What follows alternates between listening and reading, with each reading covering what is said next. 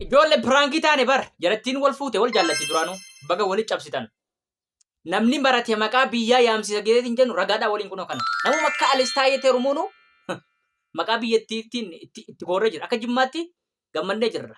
Alestaayee waan jaallanuuf waan kabajinuuf rajuluun wanaf rafu wanaf karubee.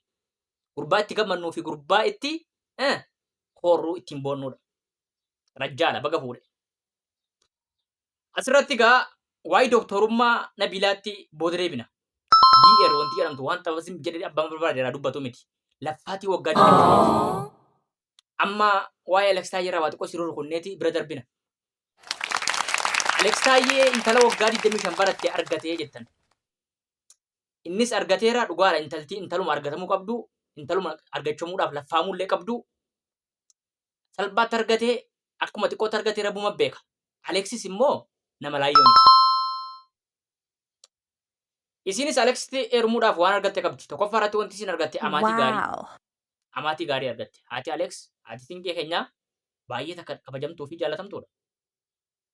Wajjiniin akkasiin turtanii harrii filattanii odaa akka odaatti laliftanii daraartanu abdii qabna jechuudha. Gara doktorummaatti adeemu waa'ee meedisiiniitti jechuudha. Doktorri gosa lama jira. Kaan dhiisi. Kaan kan isa tokko dubbachuudhaaf yeroo hin qabu. Amma kan hin dubbadhu kan meedisinii qofan dubbadha. Osoon waa'ee doktorummaa meedisiiniitti hin dabarree Aleksitti dawwallee mee waan jedhu barra.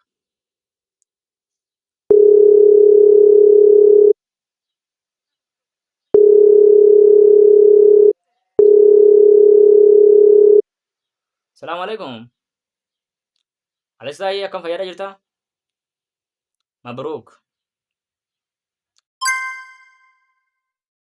مرحبا بيو مرحبا بيو مرحبا بيو فكر الصيو مرحبا بيو مرحبا بيو مرحبا بيو فكر الصيو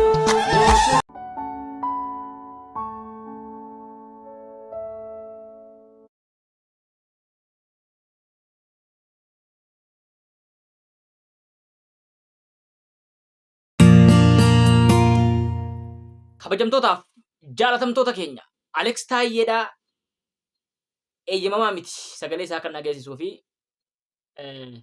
waa'ee intalaa irrattis waa'ee intalaa waa'ee miidiyaa irratti kan dubbadhu hin eeyyamne eeyyamaa waan hin taaneef sagalee isaa sinirraa mi'uut godhee gama intala kanaatti adeemu.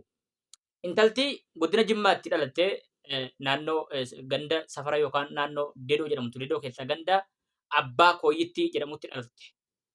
Intalti kun dubartii jabduu bara kanaati.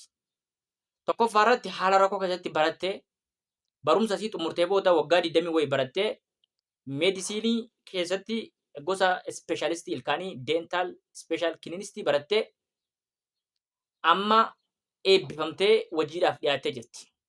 Yeroo hojiidhaaf dhiyaatu kana keessatti akka isiin hawaasa kana biratti baramtu kan shoora guddaa taphate Aleks Taayyeeti. Aleks Taayyee big love and big respect. Si kabajnaa si jaallanna duraan akka ijoollee Jimmaatti. Ulfina guddaa qabda. Oromummaa ati yaaddee intalli kun akkasiin beekamtuuf goote waan guddaa goote. Gama biraatiin intala kana fedhii keenyaan Aleksii waliin akkasiin riileeshnshiippii qabaattu fedhii guddaa qaba. Ittillee yaadaa jira, ittillee hojjetaa jira. Aleks illee kan gaafadhee ka'ee Aleks piraayiveesiidhaan waan na dubbate qaba. Piraayiveesii sana baasuu hin barbaanne jechuudha.